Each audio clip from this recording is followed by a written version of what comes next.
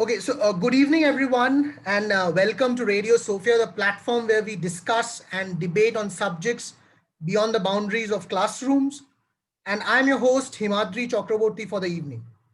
So, today is a very special evening for all of us as we have the rare privilege to interact with Padma Bhushan, Dr. Ramachandra Guha, and discuss about his scholarly contributions in environment, history, sociology, politics, and of course, India's favorite sport, cricket.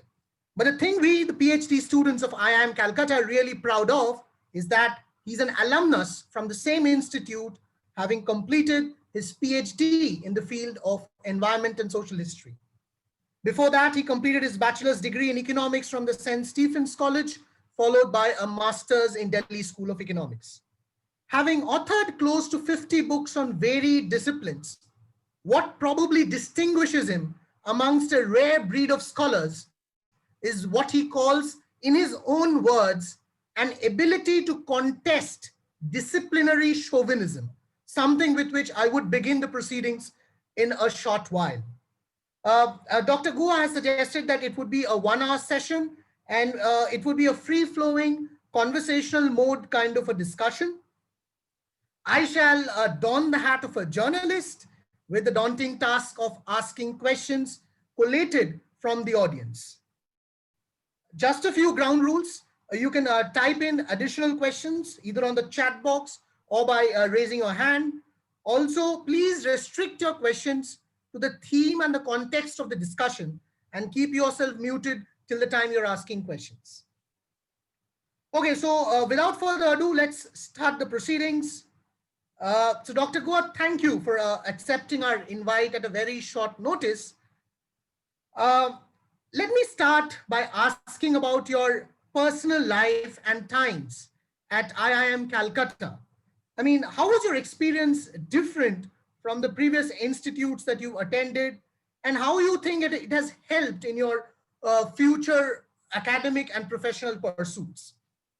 So, I had a sort of a rather unscholarly bent for most of my growing up years, and I was interested in playing cricket.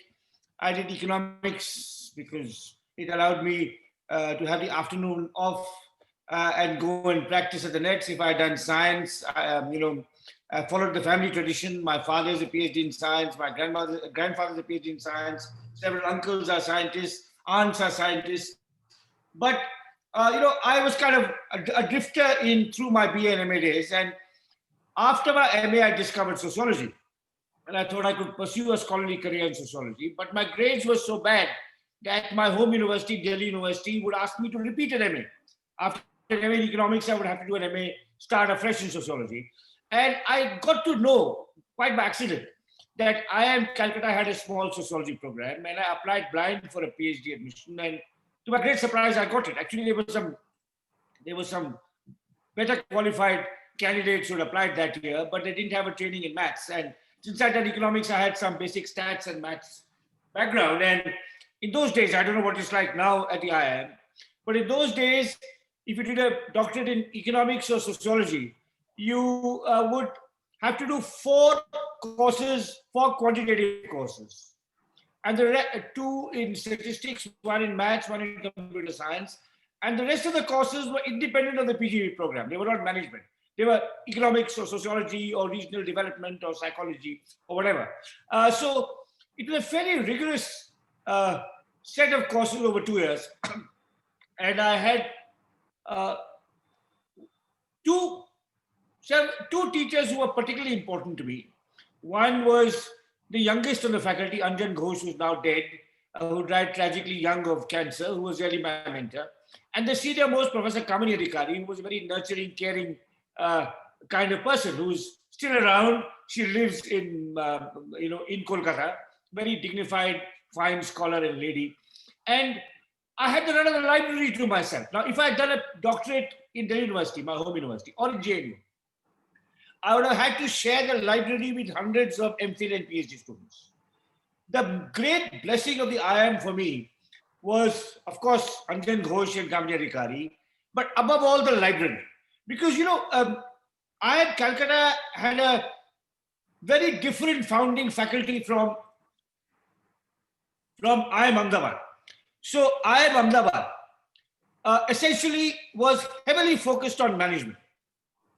So finance, marketing, quantitative methods, operational research, those were its areas of core competence.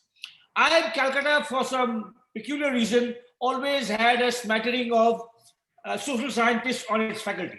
Economists, sociologists, and even historians. I mean, before I joined, when the IIM was started in the 60s and 70s, there were 2 or 3 first-rate historians on the faculty. And they had a large grant from the Ford Foundation to buy books. And they went around all the second-hand bookstores of Kolkata, which were then very well stocked, and just bought everything. So, classic ethnographies, classic works of social history, and they subscribed to all the journals. So if you go to the library, even today, you'll find journals that no one in the institute will read, because Past and Present, which is a very respected history journal from Oxford, I'm sure no one reads it now, but it's all there for me. Right? So I think the great blessing of the IIM for me was the library. Now, I should be honest and say that my temperament and interests were totally out of sync with the bulk of the hostel residents. So the bulk of the hostel residents in Joka were doing an MBA. They wanted to join Goldman Sachs or McKinsey or Unilever.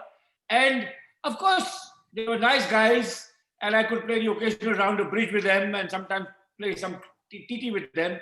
But intellectually and emotionally and professionally, I had nothing in common with them. Now, in some ways, this was actually, in retrospect, a blessing in disguise, because I was left to myself. When I was in Delhi University, I was a very gregarious fellow. I played cricket for the college. I ran the quiz team. I had friends in every college. So I had friends in Hindu College, Miranda House, Delhi School of Economics, Law Faculty. And I was very, very interested in what in Kolkata we would call addas. Now, in the hostel, I had just 2 or 3 people to talk to. There were 3 economic students who, like me, had come from a non-specialized background. I had moved from economics to sociology. There were 3 students who had come from IITs. One had done physics, 2 had done engineering, and they wanted a route out from engineering. They found economics, and the IIM was there, broad-minded enough to give them admission. So these 3 economic students, I should name them: Bernard de Mello, who later joined EPW; Sebastian Morris, who became a professor at IIM Ahmedabad, and I think he's just retired; and Varun Vidyarthi, who became a social worker in Uttar Pradesh. These 3 economic students were the only people I could talk to about shared intellectual interests. And I learned to spend time with myself. As an undergraduate in Delhi, and even as a postgraduate, as I said, I was extremely gregarious. I didn't want to be alone. I wanted to be with friends, either playing cricket or playing bridge or chatting or going for music concerts or going for films or walking on the rigs. Now, solitude is very important for a scholar. And I was not by temperament a solitary person, but solitude was forced on me by being in a hostel where only 3 out of 250 people shared my interests.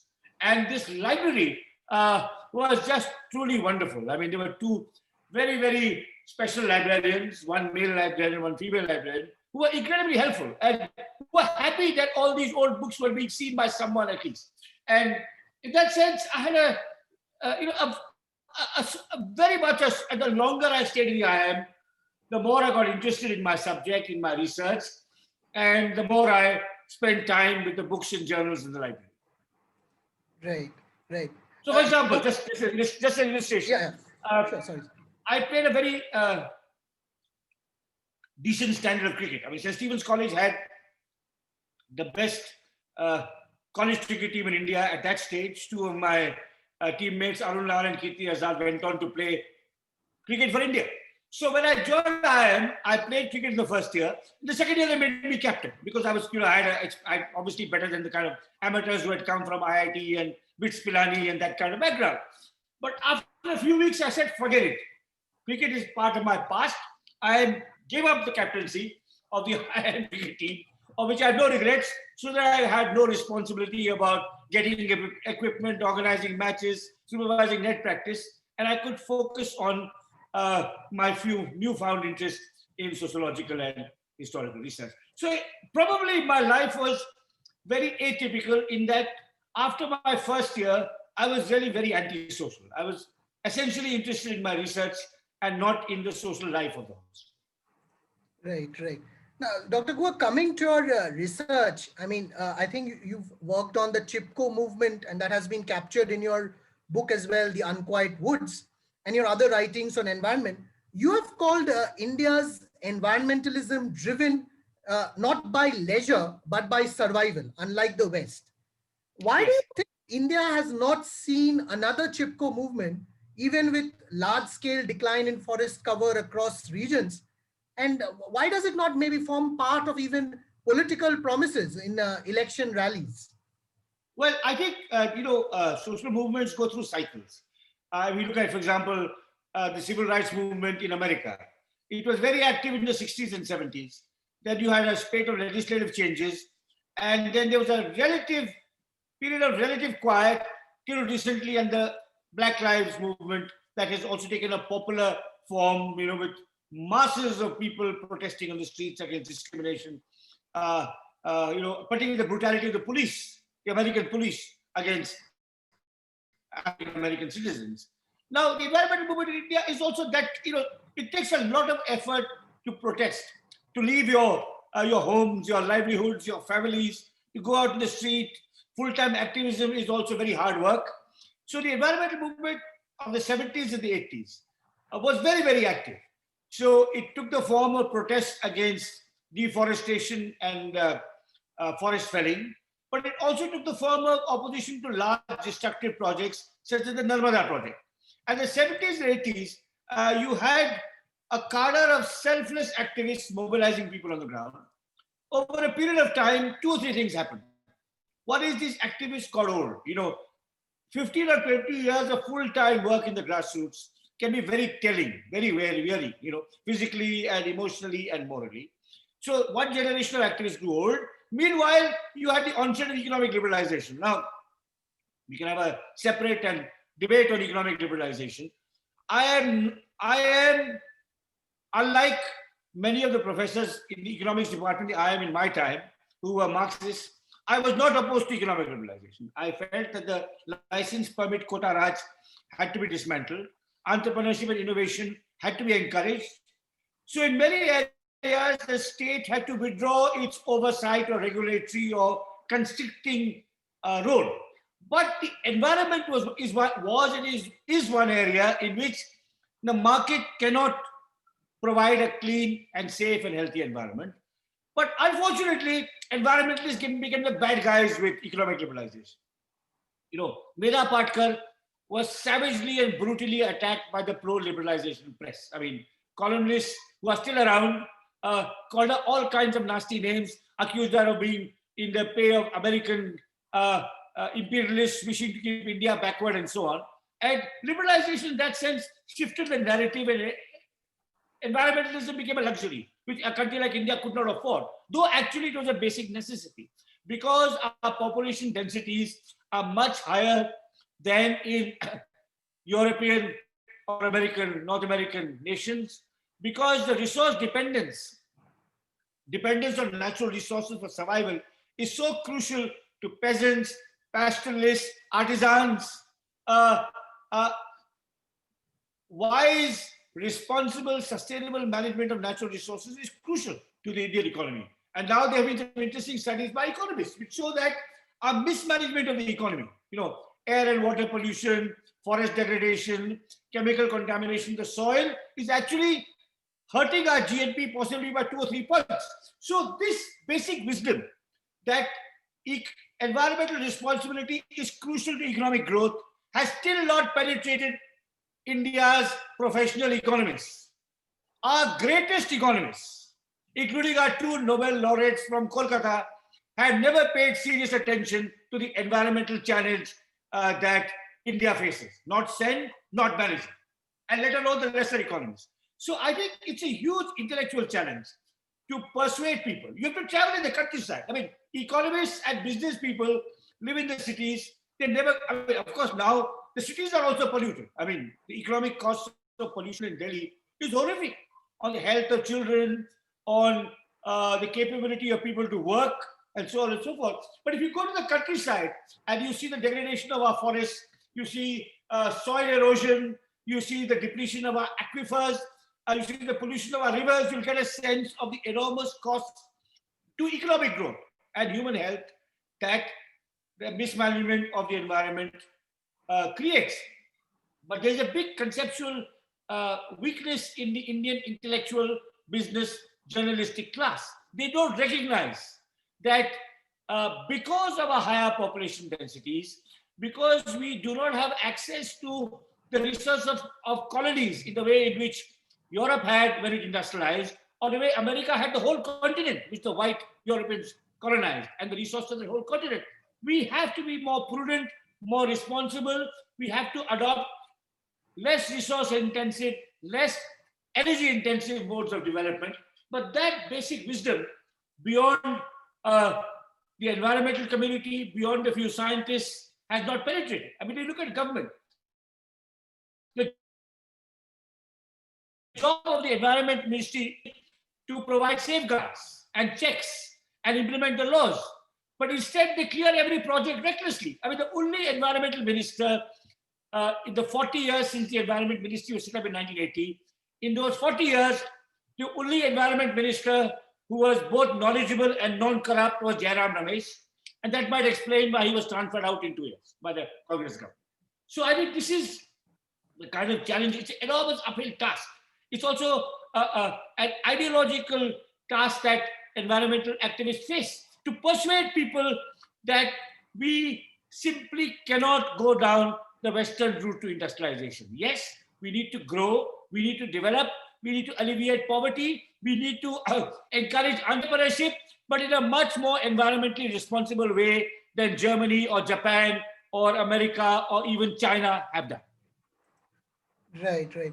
In this context, one of the research scholars, Jaya Upadhyay, asks, from your experience of your research in Chipko movement, what reforms and improvement would you recommend in our policies and implementation, especially in terms of integrating traditional and formal knowledge systems on environment? You see, so I will try and answer that, but I have two limitations when it comes to recommending policies. One is I'm a scholar, I'm not a policy person. Secondly, I'm a sociologist who has a limited understanding of ecology, of scientific ecology. So I'd say this, that first of all, you need to consult scientific experts. We have a large domain of experts in ecology, soil science, biodiversity, water harvesting, energy conservation, and so on and so forth. But at this scientists should be consulted by state governments too. I'll give you an example. If Mumbai has a transport problem, all right. Now, you want to convey people from, rapidly convey people from South Bombay to North Bombay and vice versa. What is the most cost-effective, energy-intensive, non-polluting way of transporting commuters in Mumbai?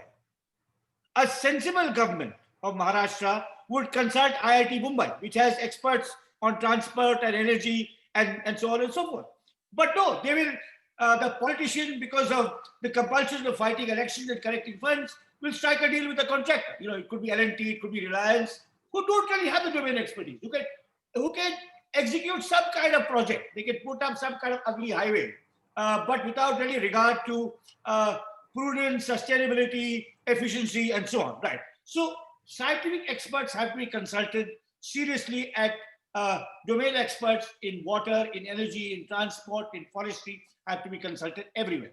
Now, unfortunately, in India, apart from having this nexus between contractors and politicians with regard to election funding, we also have a generalist civil service.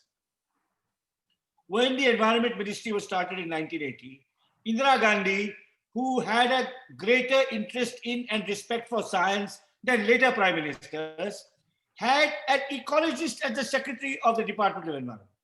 The first two secretaries of that department were ecologists.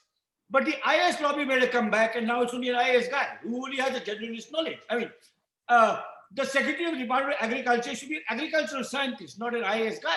The joint secretary, additional secretary, and secretary of the Ministry of Health should be health professionals. Now, our generalist civil service, whom politicians like because they are malleable and amenable to what politicians want, are, I think, an impediment in the way of wise environmental management.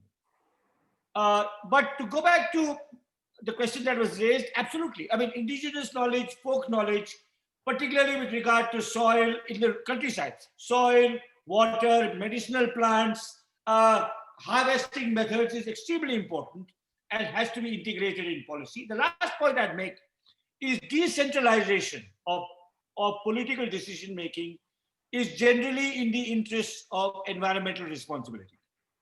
Today, resource management is centralized.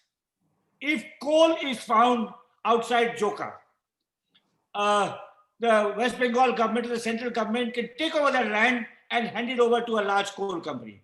But if the local village panchayat has a say in how that resource is mined, if they say we want a financial stake and we also want the most advanced methods of coal mining that do not lead to pollution of water sources, for example, right? Rather than just kind of recklessly take whatever there is away, you'd find a greater distribution of resources to the local community and a more wiser use of natural resources. So expert knowledge, the involvement of experts in the policy making process and political decentralization, I think, are two ways in which we can achieve a much more sustainable development path. Dr. Guha, moving on from environment, and of course, I'd love to kind of tell the audience about your admiration for Chandi Prasad Bhatt, and it is well documented in the fact that you write that when he calls and I recognize his number on my cell phone, I stand up immediately. So we've read about how he was also influenced by Gandhi's Sarvodaya movement and other campaigns like Bhudan. What has influenced you most about Gandhi? And what, in your opinion, was Gandhi? Was he a socialist, conservative, liberal, or all of these? And well, it was all of them. I mean, it's very difficult to give a short answer as to what I found from Gandhi, because I spent the first 15 years of my career working on the environment, and maybe the next 15 or 20 years working on India and Gandhi. So those who want to know what I get out of Gandhi, read my biographies. I mean, there's no shortcut. There's no shortcut. But since you mentioned Chandi Prasad Bhatt, I'd like to say something about him and people like him. One of the advantages of one of the blessings I've had is I've met many remarkable, unusual people who influenced and inspired me. Now, I'll just give you an example. Now, I'll come to Chandi Prasad Bhatt in a minute. Here is a bust of no one in your audience will recognize this, and they should not. But this is a bust that is on my writing table as I speak. It's about the greatest Indian I ever met, Shivaram Karant, who was a pioneer of the Kannada novel, a pioneer of the Karnataka environmental movement, a progressive active in widow remarriage, a popular science writer, a filmmaker, the person who revived the classical dance drama tradition of the western coast called Yakshagana. Now, that's it. Now, I once wrote a column in the Telegraph where I said he was as variously gifted as Rabindranath Tagore. Now, of course, I wanted to tease Bengalis, but I also believe it. All right. Now here is a person I happen to have had the great privilege of meeting 3 times. And Chandi Prasad Bhatt, you mentioned, who was the pioneer of the Chipko movement, Medha Patkar, the leader of the Narmada Andolan, Ela Bhatt, the founder of Seva, and there are many others who are not as well known.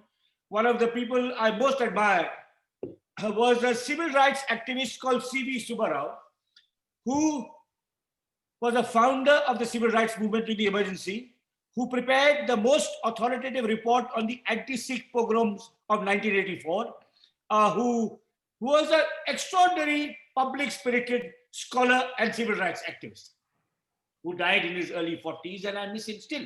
But having met people like this, gives you a certain sense of, you could say, purpose. That to find a way of writing about, as a scholar, about writing about real issues, real people, drawing attention to suffering and discrimination, but also courage and heroism, all the different aspects of human life and human emotion. So I'd say that, and part of this is just luck, Himadri. I was born in Dehradun.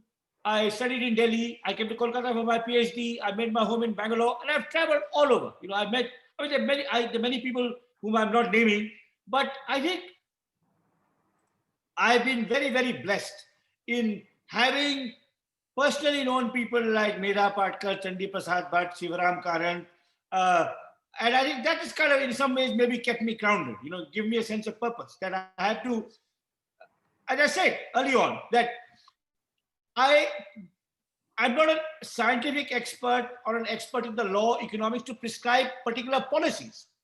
But having met all these people makes me realize that I have to write in a way in which everyone can understand, not only for my scientific peers. That's the reason I write a column. I write books, but I write a column, is I feel I have an obligation to communicate the fruits of my research and my understanding to the widest possible audience, and not just in English. So my columns appear in Hindi and Marathi and Urdu and Telugu and so on.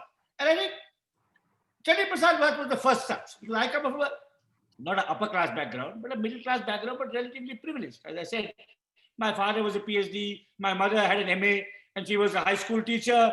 And, the kind of various forms of privilege one is born into. So I have been born into 5 forms of privilege. All right. The first form of, I'm not ranking them, but there are 5 forms of privilege I've been born into. Most of you have been born into a few forms of privilege, maybe not 5, but the 5 forms of privilege I've been born into are: first, I'm a Hindu, which is a majority community in India, not a vulnerable minority community. B, I'm an upper caste. C, I'm male. 4, I'm English speaking, which gives you great privilege and status in India. And 5th, I'm heterosexual, which also, in a country which deeply stigmatizes, gays and lesbians and transgender people, is a form of privilege. So if I reflect on my life, I've had these 5 forms of privilege, and I have not totally conquered or overcome all of them. I mean, I'm a product of the privilege. I'm a beneficiary of being a Hindu, upper caste, male, English-speaking person. But I have met people, learned from people, encountered people who at least made me self-aware of this privilege and try to find ways of, I won't say compensating for it, but be aware of the other side, of people who don't have these privileges. And I think people like Chandi Prasad Bhatt and Sivaram Karan and Medha Patkar have been part of my, you could say, self-awareness that we are a society riven by hierarchy, discrimination, degradation, oppression, and I'm just lucky in most ways to be born on the right side. As I said, 5 forms, not one. I mean, there are a few women here, so they're not privileged in a gender sense, but they may be born in English-speaking homes. They may be Hindu. I mean, particularly in India today, if you look at the stigmatization of Muslims and even Christians in some parts of South India, it's a huge. Hindus don't realize how privileged they are, particularly upper caste Hindus. So I think, in that sense, through my research, through my travels, the kinds of people I've met, the kinds of people I've written about. So writing about, again, if you look at my professional work, Chandi Prasad Bhatt was a hero of my first book. But if you look at my social history of cricket, Call of a Foreign Field, and writing about a family of Dalit cricketers and the struggles they had to go through to win recognition and achievement.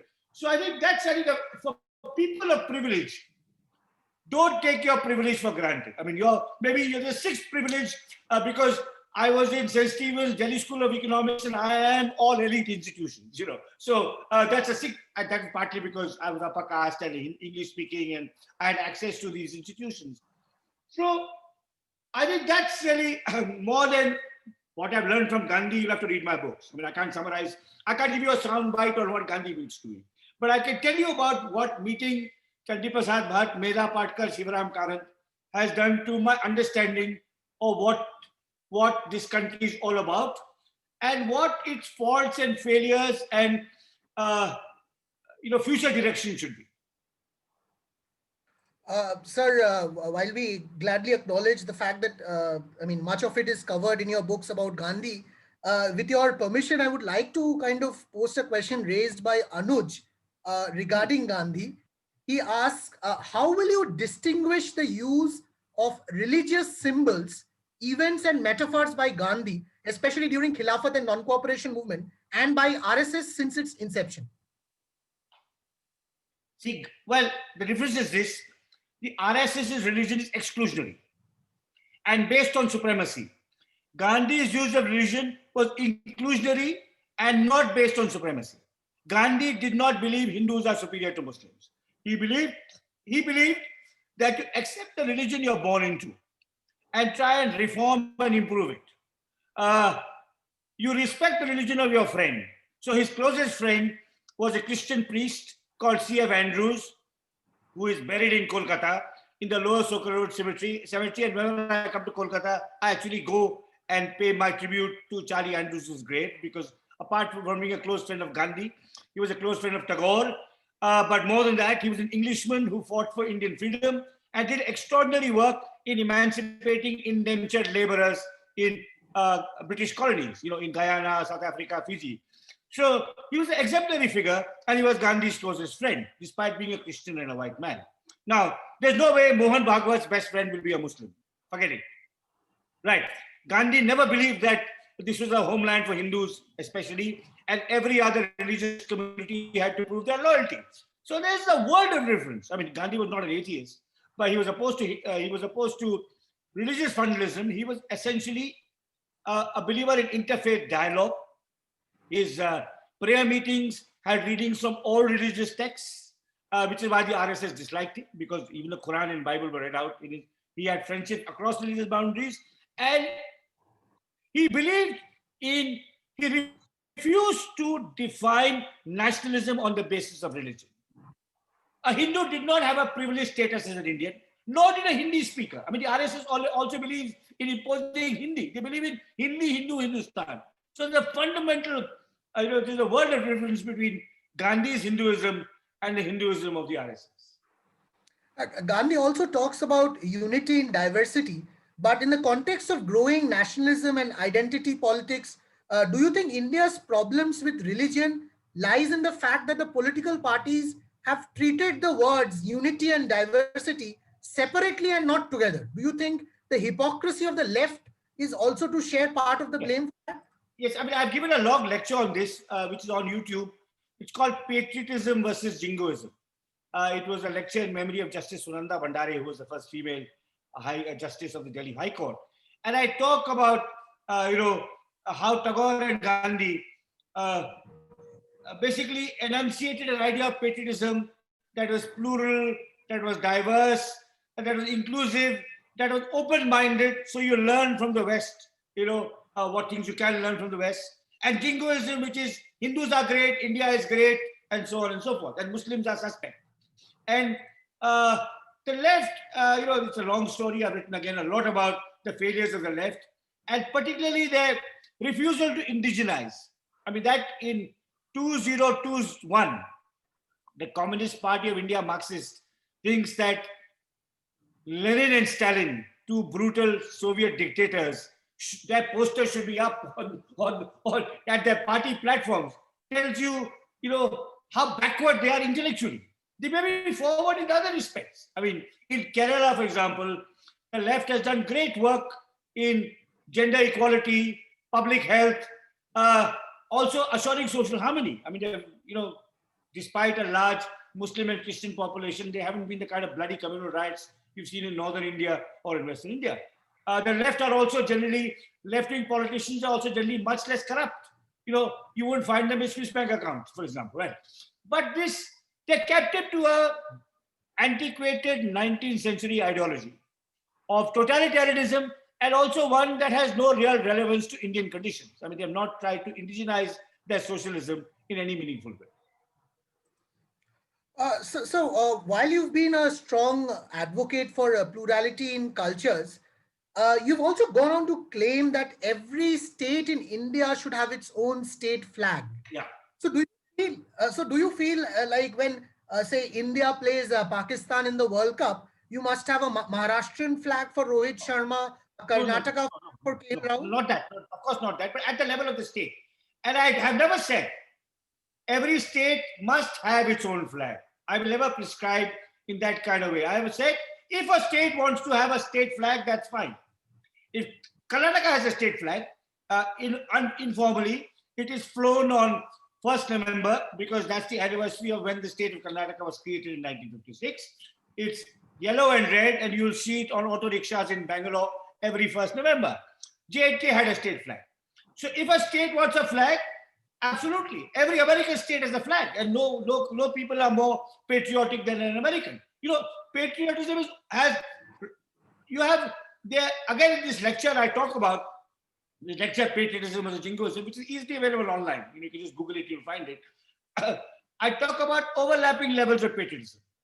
I am a patriot of my locality, which is Bangalore Cantonment, of the city of Bangalore, of Karnataka, of South India, and of India. And these are consistent with one another, and that's how Europe functions. I mean, if you go to I gave a lecture some years ago in a town in Belgium called Louvain.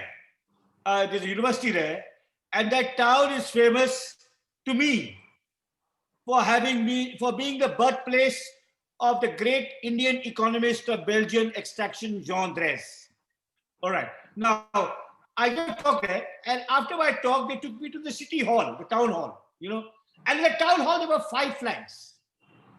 The town had a flag, the province had a flag, the region of Belgium had a flag, Belgium had a flag, and the European Union. So there were 5 flags, beautifully nesting with one another. So to love Bangalore doesn't make you hate the rest of Karnataka. To love Karnataka does not make you an anti-Indian. That's completely nonsensical. That is like steamrolling your view of India on everyone else. So if a state wants a separate flag, absolutely. It will actually enrich our diversity, strengthen our unity, not weaken it. And don't be paranoid about these kind of things. Look at America.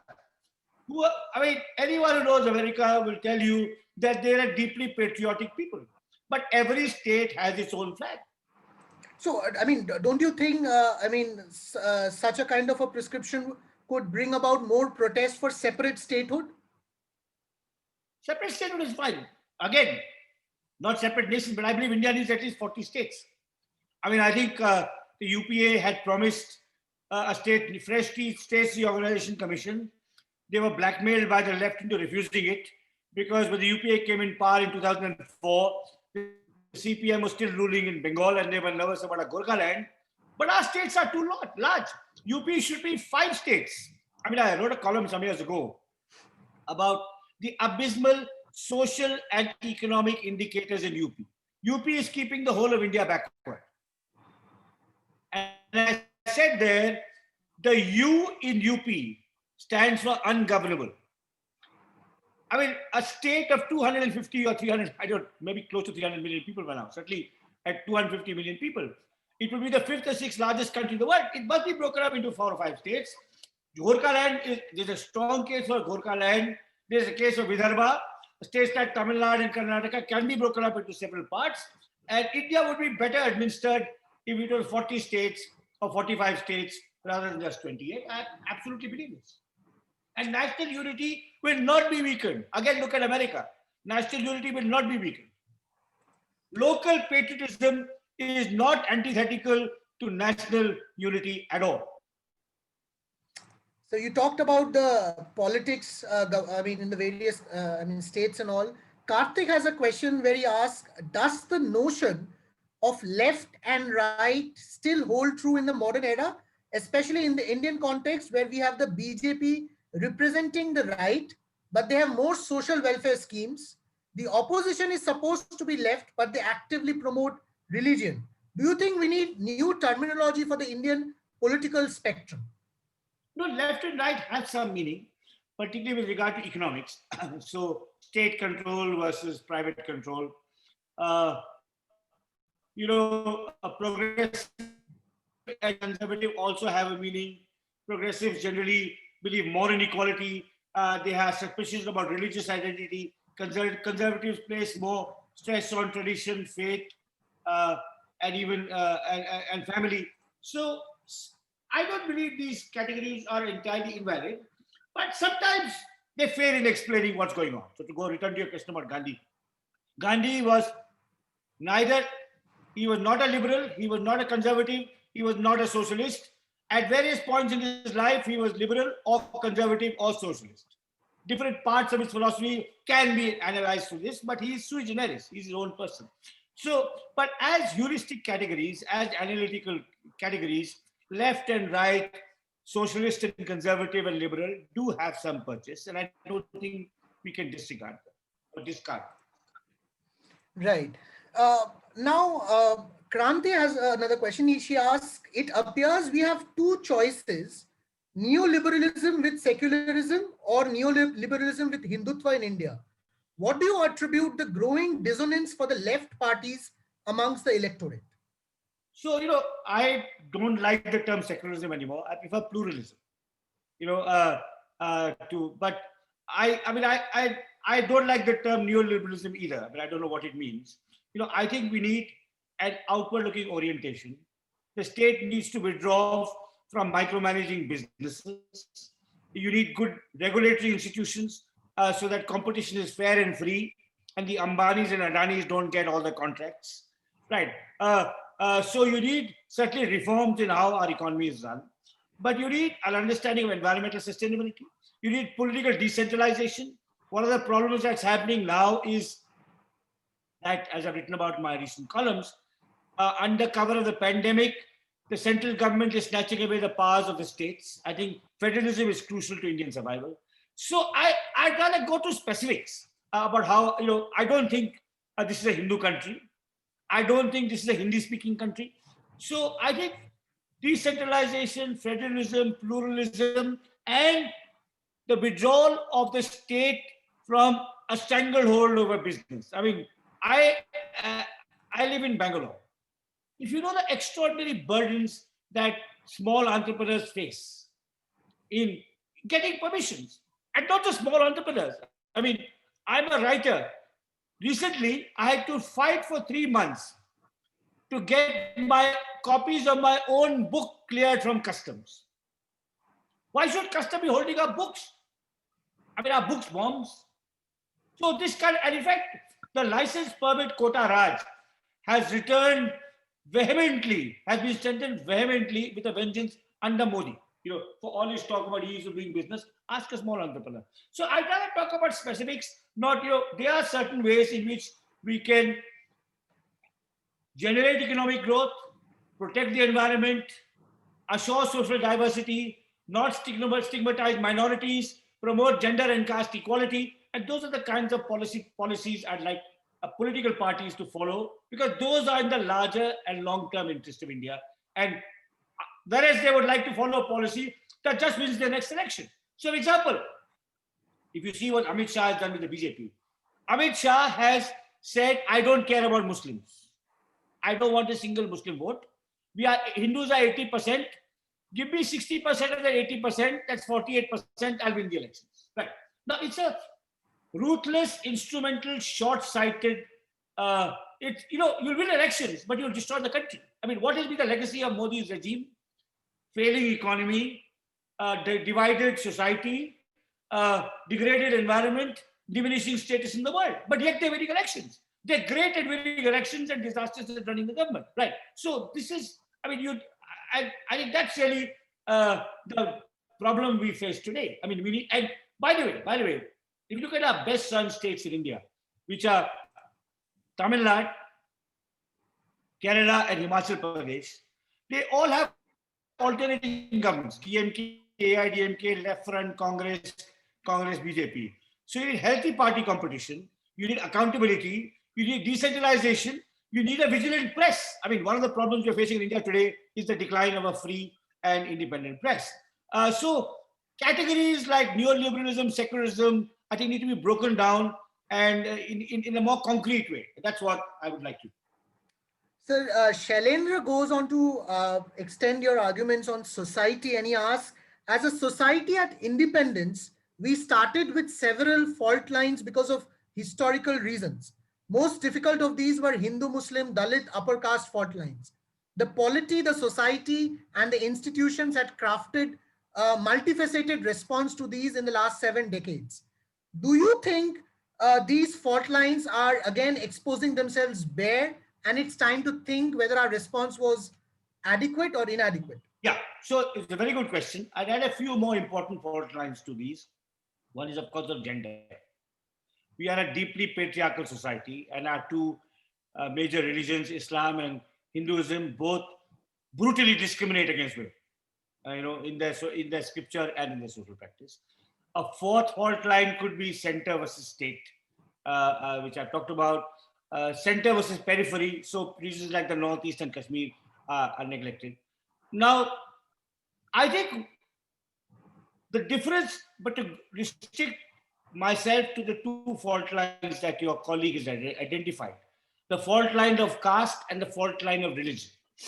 Both still persist, still trouble us. They are to a substantial extent unresolved. But there's a difference. The Dalits are now more organized politically, ideologically, more self-confident than they were 70 years earlier. Muslims are more fragile, more vulnerable, more insecure, more set upon. I mean, there was an interesting article some months ago by a very good columnist called Ajaz Ashraf, where he said Muslims are the new Dalits. Political parties such as the BJP, the Congress, the left, at least have to pay lip service to Dalits. They have to garland portraits of Ambedkar. They have to have Dalit candidates when they fight elections. They have to have Dalit ministers. They have to start Dalit chambers of commerce. But the discrimination against Muslims, political discrimination, explicit discrimination, is greater than at any time since 1947. So they are the most stigmatized community. In some ways, they are indeed the new Dalits. So one fault line has probably got a little better, the caste fault line. The religious fault line has increased. Now, it's increased not only because of Hindutva. I mean, as a historian, I can't blame the BJP for everything. All right. It's increased because of the appeasement policies of the Congress. What Rajiv Gandhi did with the Shah Banu case really gave a handle to Hindutva. What the left parties did in Bengal by externing Taslima Nasreen from your state gave a handle to Hindutva. So this polarization, this rise of Hindu majoritarianism is partly because of the fanatical ideological commitment of the BJP, because they are a Hindu supremacist party.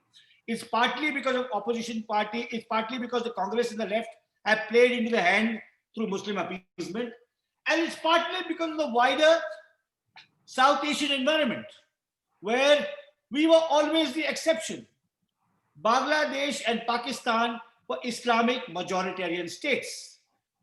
Sri Lanka and Myanmar were Buddhist majoritarian states. India was trying to combine religious pluralism with national unity, but it's just become like all the rest. It's become like Bangladesh, Pakistan, Myanmar, and Sri Lanka, where the dominant religion leaves a definitive and destructive impact on the politics and social life of the country. So now, just moving on from the politics of the society to a more, interesting subject of cricket, where you've been an active cricketer in your college days, followed the good old Test cricket extensively, and you've also donned the hat of a cricket administrator. But at several points, you've slammed the demigod superstar culture in Indian cricket. But don't you think the paucity of such demigods like role models in other sports in India has actually put them in a more deprived state compared to cricket. So, for example, you have the likes of Tendulkar, Kohli, Dhoni, Ganguly in cricket, but say if in other sports, I mean, apart from say the Saina Nehwals, the Sindhus, and the Leander Pace, you hardly have those kind of a demigod kind of a status. So, do you think that has got something to do with the other sports not developing in India? You're absolutely right, but I would phrase it slightly different. Not so much not developing as not getting enough importance. We are a one sport nation. We only care about cricket. I mean, our hockey players, for example, when I was growing up, we were the best hockey playing country in the world. But the hockey players were never given the kind of financial support, the popular acclaim that our cricketers have been. Uh, all of you are too young to know that in the 1950s we had a world billiards champion in Wilson Jones. Now, who remembers it, right? Prakash Padukone, 1980 All England champion. So I think it's a lot to do with us being a one sport nation and the entire attention of the public is towards cricket and cricketers alone and male cricketers alone, not even female cricketers, right? So I think this is a problem. It's a distorted set of priorities. How to correct it, I can't say, but it is because cricket, after all, cricket is not a world sport. It is played by 10 or 12 countries. Soccer is a world sport, hockey is a world sport, badminton is a world sport, tennis is a world sport, wrestling and boxing and weightlifting and gymnastics are world sports. I mean, we should reflect on the fact that there's such extraordinary exaltation when we win a test match. And yet we go to the Olympics, a land of 1.3 billion people, and we return with one bronze medal, if that. So I think it's to do with a distorted and skewed sense of priorities that the Indian public has, where cricket is everything, and now of course it's become IPL is everything, not even cricket is everything, IPL is everything. So I think there's a kind of I think we need to introspect, it's our fault that we make these people demigods and neglect equally outstanding sports people in other spheres. For example, one concrete example, when Tendulkar got the Bharat Ratna. Now, should sports people get the Bharat Ratna? That's one question, right? But if Tendulkar got it, if he deserved it, Vishwanathan Anand deserved it even more. Because he was world champion in a much more competitive sport, which is actually a world sport.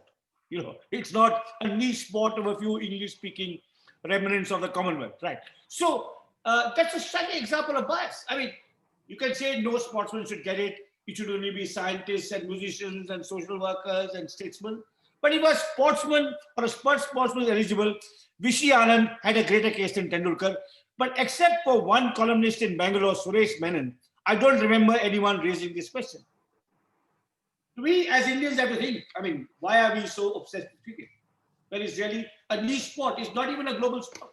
Unlike chess or soccer or hockey or badminton or gymnastics or whatever.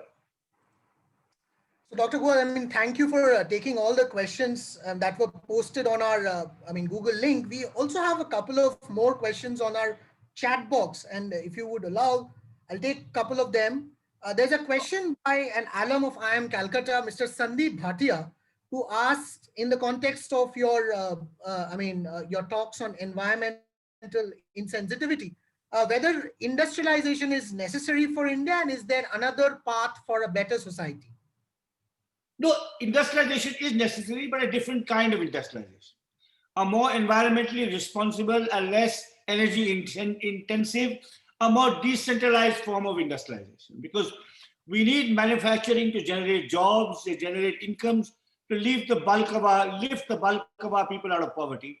But our path towards economic development, to repeat what I've already said, must rest on high quality inputs from scientific and resource experts, which is what is lacking in India. Right. Chandra Ketan asks, in the book, The Makers of Modern India, you have delineated the differences between Ambedkar and Gandhi's position on religion. And in that reading, Ambedkar came across as much more progressive and Gandhi wanted the Harijans to settle. Am I reading it wrong, or Gandhi had some restrictions regarding it? So I think you'll have to, the person asking the question, will have to read the second volume of my Gandhi biography, Gandhi, the Years That Changed the World, where Gandhi's relationship, debate, encounters with Ambedkar is explained over almost 200 pages. And very briefly, India needed both. India needed a guilt ridden upper caste reformer to tell his fellow upper castes about the horror of untouchability. And India needed an emancipator from below, a Dalit intellectual and scholar and activist who could fight for equal rights. And they kind of nudged each other towards the concept. They were both crucial in delegitimizing the practice of untouchability. One can argue that Ambedkar was more crucial or Gandhi was more crucial. I mean, that's a separate question. But to oppose Gandhi to Ambedkar would be a mistake. We needed both then, and we need both their legacies now as well. So Prabjit asks, do you believe there's a need for a third front? And let me add to that, there's someone else who had also pinged me asking whether Dr. Guha himself wants to float a new party. No. I'm incompetent to anything but write books and articles. So, and I'm like a disastrous politician. I'm a disastrous committee man also, as my experience in the BCCI showed. I know, God forbid that anyone should consider me for director of IIM, I'll destroy IIM. I'm an individualist, I'm a maverick, I can write and research and speak. No, I don't advocate, I cannot say that we need a third front. But I can certainly say that the nepotism and family culture of the Congress party stinks. The Congress party of today bears the remotest resemblance to the Congress party of Mahatma Gandhi. And can I also say that Hindutva majoritarianism will damage us in the long run and cannot make us a great country. So those statements about the BJP and the Congress I can make with such confidence. How we need to get out of the mess, I can't prescribe. I'm not that kind of person. Sir, it's been an amazing talk, and as we come close to come to the close, one final question. For all the participants who are joining in, many of them are actually research scholars. What is your message in terms of the disciplinary chauvinism that you've talked about in the context of an historian's life? How do you kind of stress the importance of disciplinary chauvinism? And there's someone who's asked, is it important for students of management and technology to read political history as well? So I think people must read widely. Students of management should read history, they should read biography, they should read fiction. It would be nice if you cultivated interest in music and art and photography. Don't be single-minded. Work hard, enjoy your profession, have a focus. To me, Indian classical music provides me more sustenance and joy than even cricket watching. Remember that research is a calling. You have to devote yourself to it physically, intellectually, emotionally. It doesn't mean you don't take a holiday, but you can't do it part-time. Research is something, the quest for knowledge is absolutely must absorb you, must compel all your attention. Let me answer one question from Anuj Goyal of the chat box. You have written about 6 years ago that Indian conservatives do not have qualified scholars and intellectuals. Do you believe that situation has changed? Actually, it's got worse. This is the most anti-intellectual government India has ever known. It has no respect for science or scholarship or even Indian culture and civilization. That it has done nothing, for example, to promote Sanskrit, despite glorifying ancient Indian heritage. It has damaged our IITs and our best universities by putting RSS people there.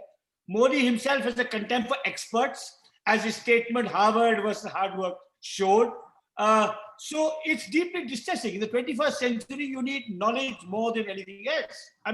If you talk to people in our top science institutes, whom I'm in close touch with, it is absolutely the most anti-intellectual government, the one most hostile to independent research and creativity that India has ever known. And we will pay a large cost for this in the long run.